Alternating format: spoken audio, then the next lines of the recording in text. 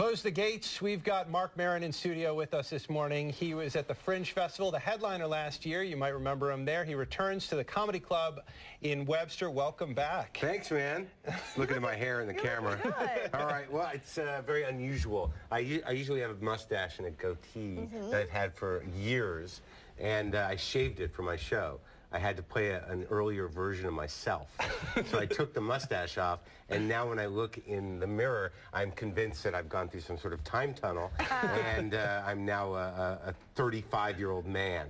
Yeah. Yeah. It did take some age off, I gotta tell you. Maybe not 35. It was nice of you not to say. I don't think 35. Appreciate the politeness. Right. But it is odd because I think I was just at this. You know, I'm not a major celebrity, but a mid-level celebrity, I would say. You're major for a lot of people. There in many circles. I guess I was just fishing for that, and I appreciate you guys doing your part there. But.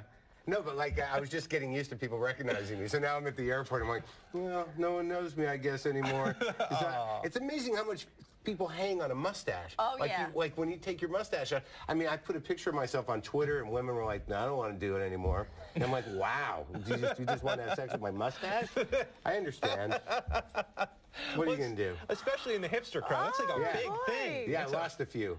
Like now I'm just a regular guy. It's like you went electric. You're Dylan going electric. You lost it. Maybe. Which, by the way, can you hold out your ring so Can we show that our on TV? camera can get it? Where? Which camera you want? Know of your podcast, but I'm afraid to say. It's for Wednesday, Thursday, Friday. Yes, that's the name of my podcast. Wednesday, Thursday, Friday.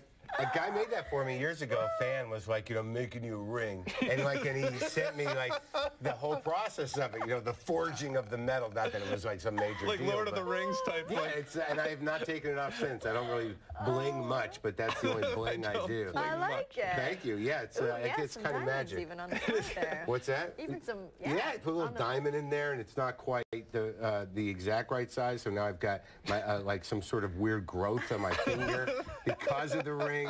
But you only live once, and it's important to pay respect to the magical items that one gets in life. Yeah. Yes. I don't even know what I just said.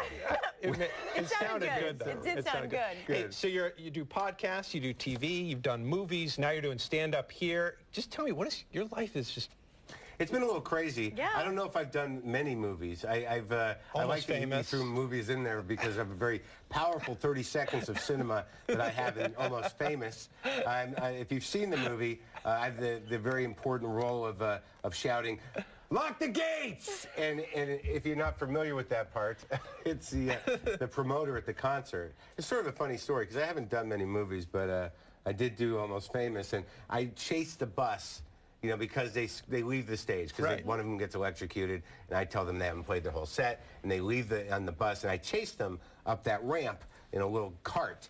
And during the day when I was shooting with Billy Crudup and Jason Lee, Cameron Crowe, and the whole crew, it was a big production, and we're doing all the scenes, and I'm fighting with Noah Taylor, I think that's his last name, and so I felt like I was in a movie. But for the driving the cart up the ramp, that's the second team. So everyone leaves, but me and just a crew of 4 and a camera at night, and me driving up that ramp following a bus at least a dozen times by myself. Yeah. That's not a glorious movie-making experience. No, I liked it, though, and I apologize. I feel badly. I messed up the line when I started. I said, close the gates. The line is lock the gates. It is lock the gates, and I use that at the beginning of my podcast. Yeah, so I'm very busy. We do 2 podcasts a week.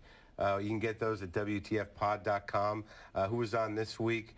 Well, we had John Doe from the band X. I interviewed him yesterday. He was on, and who do we got? We have a lot of great ones. I mean, I interviewed a lot of amazing people. There's about 550 of them up there.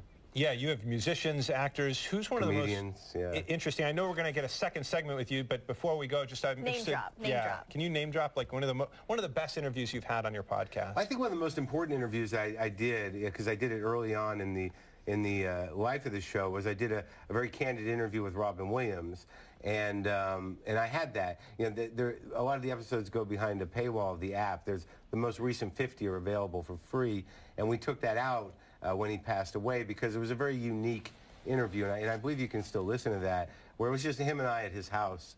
I'd gone up there and spent an hour with him. It was just one-on-one, and it really is a unique interview for him because he was very calm and very quiet and very thoughtful, and it was a real privilege, and it changed the sort of profile of my show, but it also changed the profile that people had of him, because it was rare to hear him like that. So when, unfortunately, when he passed away, I was happy that I had that to offer back to people. So that's up there. Yeah, well, I think it says a lot about you that you were able to bring that out of him, because you are thoughtful in your comedy, and I think that he probably knew that going on. Yeah, we kind of knew each other, and it was sweet. Well, we're going to pause for just a moment. Much more with Marc Maron when we come back. Cool.